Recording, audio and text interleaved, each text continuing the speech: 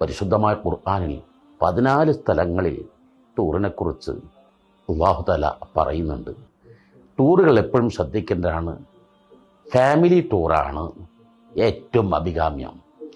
കുട്ടികൾ അരുതായ്മയിലേക്ക്, കുട്ടികൾ അശ്ലീലങ്ങൾ അകപ്പെടാതിരിക്കാൻ ഉമ്മ ഉപ്പ ജ്യേഷ്ഠാനുജന്മാർ ആ ടൂറുകൾ അത് ഓരോരുത്തരുടെയും സാമ്പത്തിക ശേഷിക്കാകാം. ഇൻ്റർനാഷണൽ ടൂർ പോകാൻ പറ്റാവുന്നവർ അങ്ങനെ പോകട്ടെ. അല്ലെങ്കിൽ ആ ടൂർ ആരാധനയായിട്ട്, ഉംറയായിട്ട്, സിയാറത്തുകളായിട്ട്, ഇല്ലെങ്കിൽ നാട്ടിലെ പുണ്യസ്ഥലങ്ങൾ, ആസ്വാദന സ്ഥലങ്ങൾ, അത് കുട്ടികളും ഉമ്മമാരായിട്ട് കൂടുതൽ അറ്റാച്ച്മെൻ്റ് ഉണ്ടാക്കും.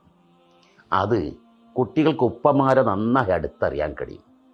കുട്ടികളുടെ കഴിവുകൾ തിരിച്ചറിഞ്ഞ് അങ്ങനെ അത്